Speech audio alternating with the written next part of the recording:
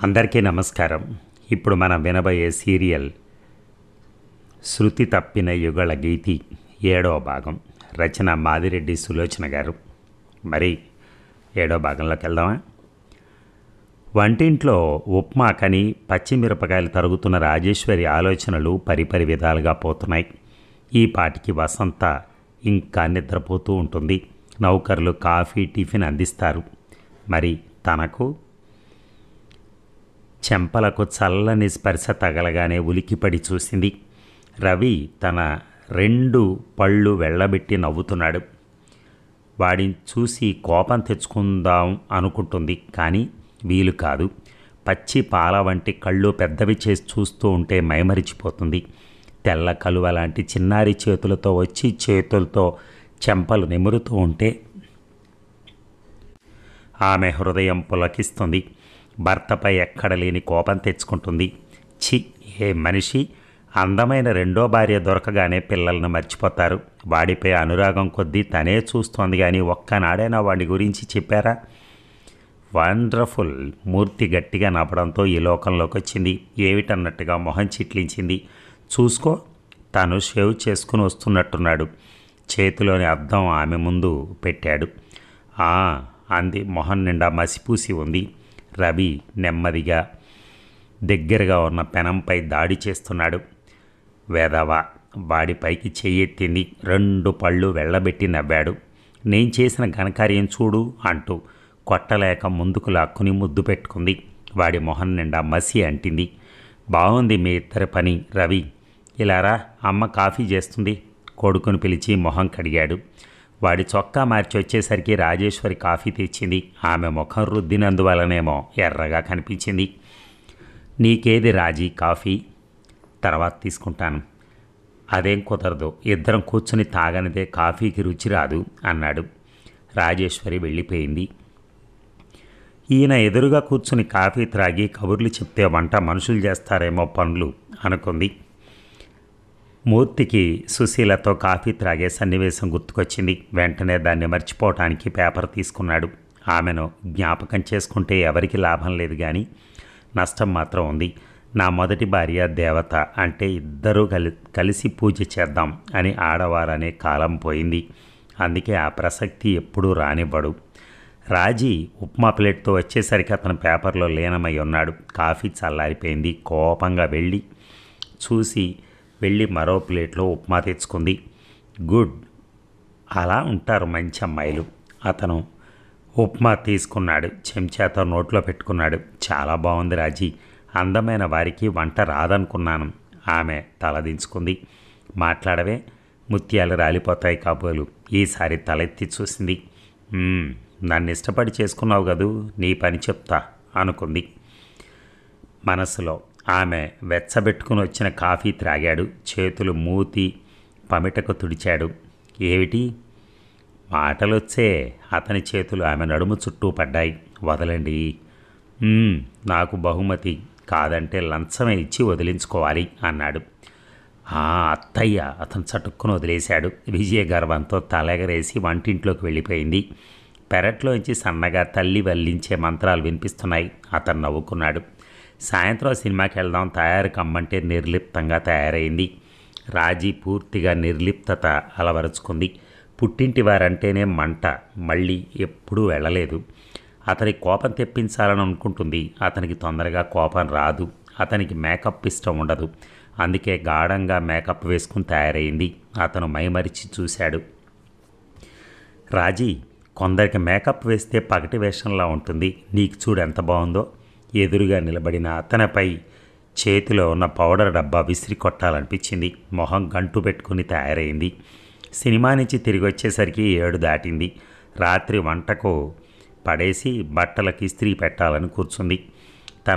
తను పని మనిషిగా ఎలా మారిందో భర్తకు తెలిసి రావాలి. కసిగా పెట్టెను ఊదింది. బూడిద ఎగురొచ్చి తలపైన మొహంపైన పడింది. నువ్వేం చేస్తావే అమ్మాయి పనులు? చాకలికి వేయరాదు? ముసలమ్మ సానుభూతి.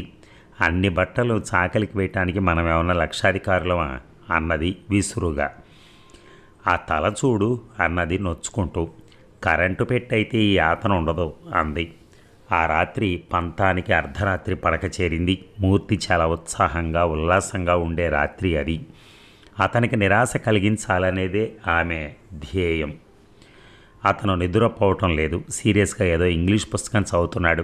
గాజుల చప్పుడు విని ఇటు తిరిగాడు. థ్యాంక్ యూ రాజీ, నా పుస్తకం ముగిసింది, నువ్వు వచ్చావు. నువ్వు దగ్గరుంటే చదవలేను. అతని మాటలు వింటే ఏడుపు వచ్చింది. నాకు అలసటగా ఉంది అంటూ అటు తిరిగి పడుకుంది. అతను ఏమీ మాట్లాడలేదు. ఆమెకు దుప్పటి కప్పి లైట్ తీసేశాడు. మర్నాడు కాలేజీ నుంచి వస్తూ ఎలక్ట్రికల్ ఐరన్ బాక్స్ తెచ్చాడు. అది తీసుకుని బల్ల మీద పెట్టి వెళ్ళింది రాజీ. ఆమె వెనకాలే వెళ్ళాడు. నల్లని బ్లౌజులోంచి పచ్చగా కనిపించే ఆమె మెడను చుంబించాడు. చి, ఇదేం పని, విసుక్కుంది. ఏమిటి రాజీ, కోపంగా ఉన్నావు? ఇప్పుడు ఐరన్ బాక్స్ ఎందుకు? రవికి అన్నీ అడ్డదిడ్డమైన గుడ్డలే ఉన్నాయి, చూసేవారు నన్ను అంటారు అంది. రాజీ, ఈసారి అతని కంఠంలో మృదుత్వం లేదు. ఎవరా అనేది? ఈ ఇంట్లో అడుగుపెట్టినాడే వాడిపై నీకు సర్వాధికారాలు లభించాయి అన్నాడు. అవును, బాగా చూస్తున్నాను కాబట్టి ఏదో మెచ్చుకోలు. అదే ఒక దెబ్బ వేస్తే అయ్యగారి పస బయటపడిపోతుంది అనుకుంది పళ్ళు కొరుకుతూ. 2-3 రోజుల తర్వాత ఒక సాయంత్రం త్వరగా వచ్చి బజారుకి పోదాం అన్నాడు. ఎందుకు? రవికి ఏమో కొనాలన్నావు. నేనెందుకు, మీరు వెళ్ళకూడదు. నేను బొత్తిగా అటదిడ్డమని తెస్తాను అన్నాడు. చురుగ్గా చూసి తల తిప్పుకుంది. అతని వెంట వెళ్ళి 80 రూపాయల గుడ్డలు ఖరీదు చేసింది. మూర్తి గుండెలో రాయి పడింది. వారించలేకపోయాడు. రాజేశ్వరికి పరిస్థితులు ఎలా నచ్చజెప్పాలో తెలియలేదు. అతను ఆలోచిస్తూ ఉండగానే నెల గడిచిపోయింది. 1 తారీఖున ఏదైనా స్వీట్ తేవటం మూర్తికి అలవాటు. భోజనం అయ్యాక గదిలో కూర్చుని ఓ గంట సేపు ఆమె కోసం చూశాడు. వస్తున్న జాడలు కనిపించలేదు. ఆవలిస్తూ బయటకొచ్చాడు. బల్ల దగ్గర కూర్చొని రాసుకుంటూ అంది రాజేశ్వరి. రాజీ, కలవరపాటుతో రాస్తున్న దానిపై పేపర్ కప్పింది. ఉత్తరం రాస్తున్నావా అన్నది నిరాసక్తిగా. అతను వెనకాలే గదిలోకి వెళ్ళింది. అతను స్వీట్ ఆమె ముందుంచాడు. స్వీట్ నీ చేత్తో తినాలని ఎదురు చూశాను. మాట్లాడలేదు. ఆమె ఊహలు వసంత చుట్టూ తిరుగుతున్నాయి. దండ్ల పరుపులో హాయిగా. దేవిగారు, ఈ భక్తుడి కోరిక ఆలకించరా? తలెత్తి చూసింది. అతను ఆరాధనాపూర్వకంగా చూస్తున్నాడు. ఆ చూపులను ఎదుర్కోలేకపోయింది. వీళ్ళందరికీ తనంటే ఎందుకో ఈ అభిమానం. రవి ఒక్క క్షణం వదలడు. నాయనమ్మతో తిట్లు కూడా తింటాడు. విశ్వాసం లేని బడవ అంటుంది. అత్తగారు మాత్రం దాని ప్రాణం తోడేస్తావేరా రాజేశ్వరి, దినమంతా చేసినా తరగదే, కాసేపు కూర్చో అంటుంది. ఇదంతా నటన. ఏమిటి రాజీ, ఉండి ఉండి అలా నిలబడిపోతావు? భర్త మాటలకు ఉలిక్కిపడి గబుక్కున్న డబ్బాలోని స్వీట్ తీసి పేపర్లో పెట్టి అతనికి ఇవ్వబోయింది. అలా కాదు. నోరు తెరిచాడు. పంటితో పెదవి బిగబట్టి వెనుతిరగబోయింది. అప్పటికే అతని చేతులు ఆమె చుట్టూ బిగుసుకున్నాయి. అసహాయంగా చూసి ఆ స్వీట్ తీసి అతని నోట్లో కుక్కింది. అది అమృతంలా తిన్నాడు. రాజీ ఒక చేత్తో ఆమెను పట్టుకుని రెండో చేత్తో నోట్లు బొత్తిగా పట్టుకుని ఆమె ముందుంచాడు. ఎందుకు అన్నది కంగారుగా. నా జీతం రాజీ, నీ దగ్గరుంచు, నెలంతా వాడాలి, మిగిలింది నీదే. వద్దు, మీ దగ్గరే ఉండనియండి. నాకు 20 చాలు. బస్ ఛార్జీలకి ఎప్పుడైనా కాఫీ టీ త్రాగితే అతన్ని వదిలించుకుని ఆ డబ్బు డ్రాయర్లో పెట్టింది. అంతా వారం రోజుల్లో ఖర్చు పెడతాను, ఏం చేస్తారో చూస్తాను అనుకుంది కోపంగా. 2-3 రోజులు విచ్చలవిడిగా ఖర్చు పెట్టింది. 4వ రోజు పని మనిషి రాలేదు. పక్కింటి పని మనిషిని పిలిచింది. అప్పలమ్మ, మీ చొక్క ఏది? అయ్యో, మీకెవరు చెప్పలేదా? దాని మొగుడు రాత్రి ఊరేసుకుని చచ్చిపోయాడమ్మా. ఎందుకే? ఆడదానికి హద్దు పద్దు ఉండాలమ్మా. ఆడు అప్పులు తీరుద్దామని డబ్బు దాయటం, ఇది ఖర్చు పెట్టి చీరలు సినిమాలు. మనకెందుకమ్మా ఈ సోకులు? ఉన్నోళ్ళు పడతారే. ఇద్దెలు అప్పులు వాళ్ళు పరువు తీశారు. ఆడు ప్రాణమే. అప్పలమ్మ మాటలు వినదలుచుకోలేదు. రాజేశ్వరి తలంతా భారం అయిపోయింది. ఒళ్ళంతా చెమట పట్టింది. తనేం చేస్తుంది? మూర్తిని ఏడిపించాలని ఖర్చు చేస్తోంది.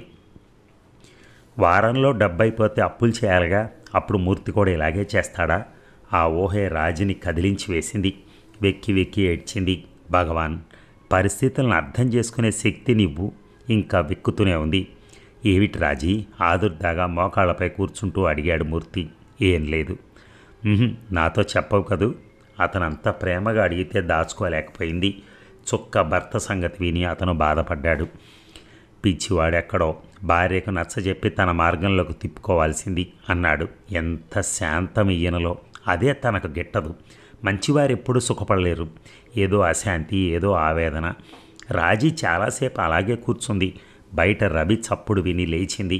అతను వస్తువులను సర్దటంలో మొనగాడు. ప్రైవేటుగా BA చదువుతానని, అప్పుడప్పుడు పేరు కోసం నైట్ కాలేజీకి వెళ్తానని వసంత్ అన్న మాటలను అత్తగారు ఖండించింది. ఊళ్ళు ఏలటం, ఉద్యోగాలు చేయటం మా ఇంటా వంట లేదు. BA చదివిన ఆడది ఎవరితైనా సంసారం చేసిందట్నా? దేవకమ్మ మాటలు సోలాల్లా గుచ్చుకున్నాయి. తనను చదువుకోవద్దన్నందుకు కాదు, BA చదివిన వారందరినీ మాటలు అన్నందుకు ఆమె బాధ. భర్త వచ్చాక అతని అభిప్రాయం అడిగింది. నాకెంత మాత్రం ఇష్టం లేదు. నీకు చదవాలనుంటే నీ ఇష్టం అన్నాడు ముభావంగా. మీకు ఇష్టం లేనిది నేను మాత్రం ఎందుకు చదువుతాను అంది. అతను ఎలాగో తన అభిప్రాయాలు అర్థం చేసుకోడు. తనైనా అతన్ని అర్థం చేసుకుంటే సంసారం సభ్యంగా సాగుతుందని ఆలోచించింది. మళ్ళీ ఆ ప్రస్తావన రాలేదు. క్రింద ఆడబిడ్డ ఉన్న చోటికి వచ్చింది. రావదినే అని పిలిచింది చిన్న ఆడబిడ్డ. ఆమె భర్త పిలుపు కోసం ఎదురు చూస్తోంది. ఏం తోచడం లేదు అన్నది వాళ్ళ దగ్గరగా కూర్చుంటూ. పోనీ పేకాడదామా? నాకు రాదండి. అందరూ ఒకేసారి కిచకిచమంటూ నవ్వారు. పేకాట రాకపోవటం హాస్యాస్పదమా? ఇంతలో ఆడపడుచుల ఫ్రెండ్స్ వచ్చారు. అందరూ కబుర్లు చెప్పుకుంటున్నారు. ఆ పిక్చర్లో షర్మిలా ఠాగూర్ డ్రెస్సులు ఎంత బాగున్నాయో అని ఒకరు మెచ్చుకుంటూ, అయ్యేం బాగున్నాయే, సంఘర్షణలో వైజయంతిమాల డ్రెస్సులు చూడాలి. రెండో వారికి ఖండింపు. ఆ వెధవ డ్రెస్సులు పొగుడుతారేమే, మా ఆడపడుచు దగ్గర ఉన్న చీరలు చూడాలి. అసలు ఈ జంట నగరాల్లోనే దొరకవు. ఇంకొక ఇంటి కోడలు. అవునే, అన్నట్టు మర్చిపోయాను, మన సావిత్రి కొత్త నెక్లెస్ చేయించింది. ఎంత బాగుందని. ఓసారి పట్రావే, మనమో చేయించుకుందాం. అది ఇవ్వదే బాబు. ఆ డిజైన్ మరొకరి దగ్గర ఉండకూడదంట. వసంతకు కూడా ఒక్క క్షణం ఉండాలనిపించలేదు. అలాంటి సంభాషణ తనకు రాదు. వాళ్ళు మరోసారి నవ్వుతారేమోనని భయం పుట్టి లేచి వెళ్ళి రేడియో తిప్పి పాటలు వింటూ కూర్చుంది. వసు భర్త రావటం గమనించినందుకు చిరాకు పడుతూ లేచింది. ఇలారా మెట్ల వైపుకి దారి తీశాడు. ఏమిటి? ఆశ్చర్యంగా అతన్ని అనుసరించింది. ఆ అమ్మాయిని చూసావా? హాల్లో కూర్చుని పేకాడుతున్న ఒక అమ్మాయిని చూపించాడు. చూశాను అన్నది. ఆడదైన తనకే ఎలాగో అనిపించింది. ఆ అమ్మాయి డ్రెస్ చూస్తే భర్తకు అసహ్యం వేసుంటుంది, అందుకే ప్రత్యేకంగా చూపిస్తున్నాడు అనుకుంది. స్లీవ్లెస్ లో కట్ నెక్ జాకెట్ ఉందనే కంటే లేదంటేనే బాగుంటుంది. పూర్తిగా తొడల దగ్గర కట్టిన చీర, పొడుగాటి లోలాకులు, నడినెత్తిన చిన్న మూట.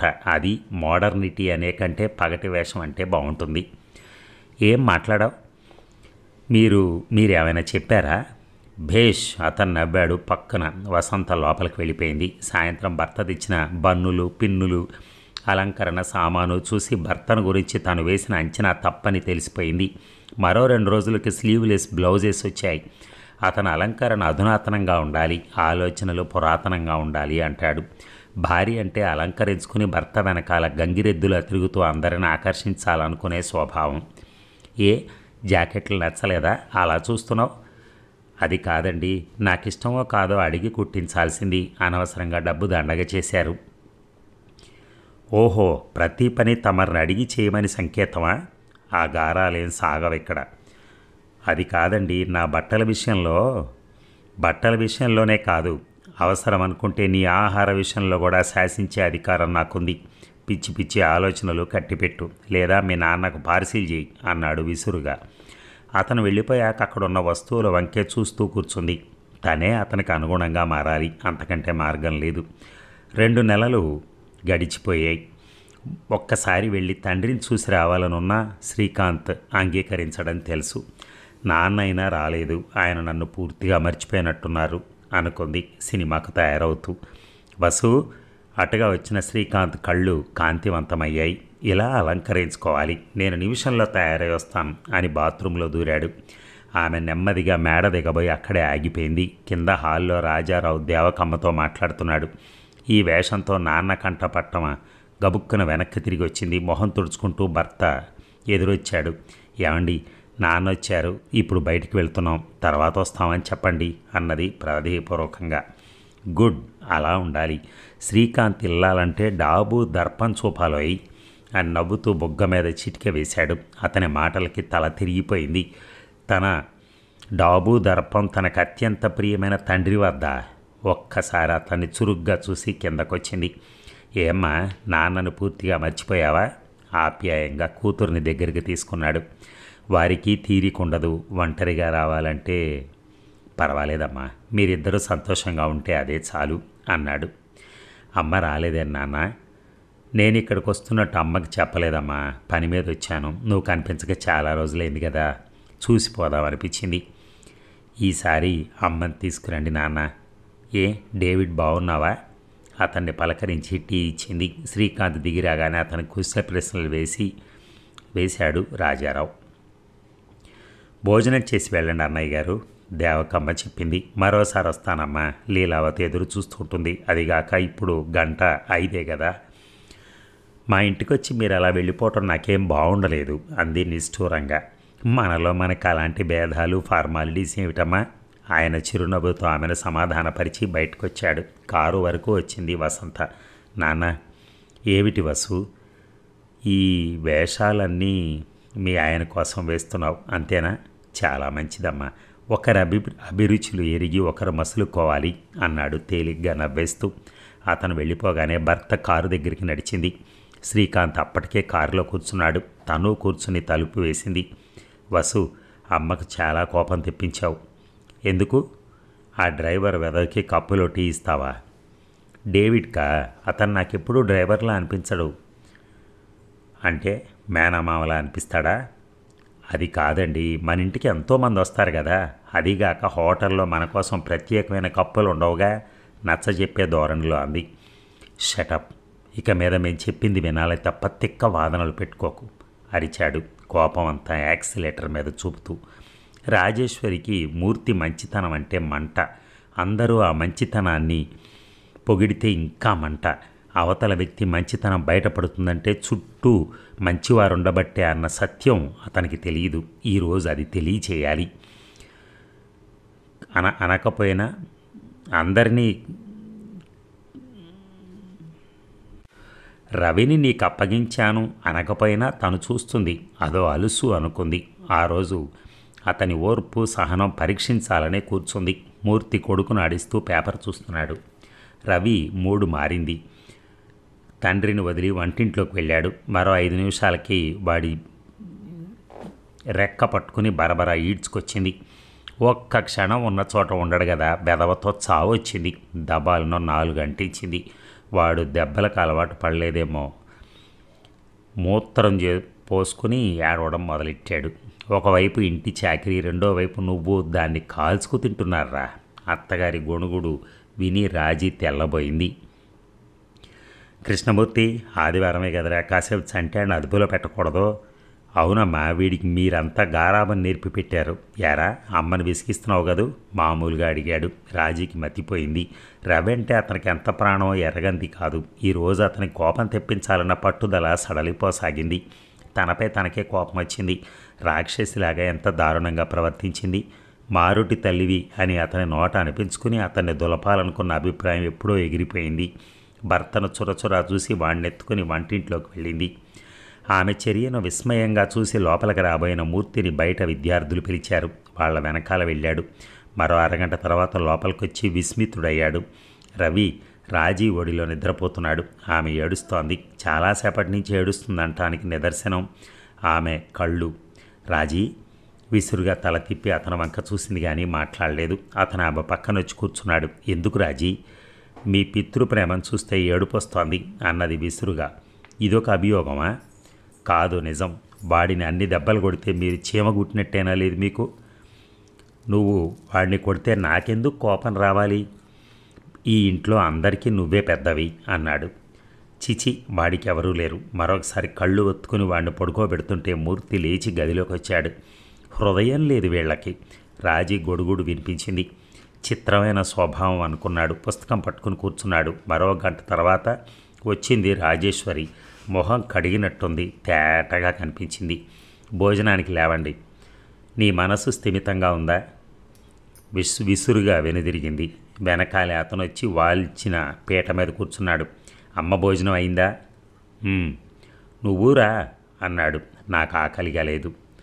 అలాగా, మరి తినిపించాల్సి వస్తుంది సుమా అన్నాడు విసురుగా.